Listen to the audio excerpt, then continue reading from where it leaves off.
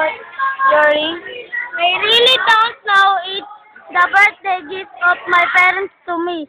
That's why it's really important. Okay, let's find it. I will go to that corner.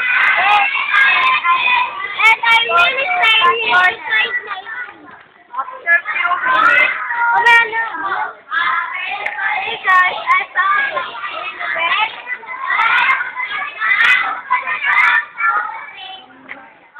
Here under the table.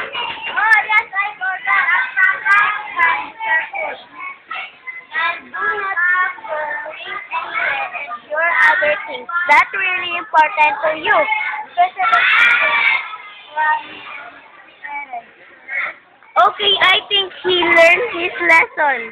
Do you feel better now? Thanks, guys, and I really appreciate it.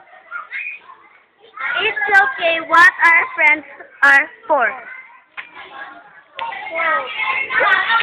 It doesn't matter if it's an expensive gift or not. It's most important is the value of the gift. Just always remember it's that you just count. Dito nga,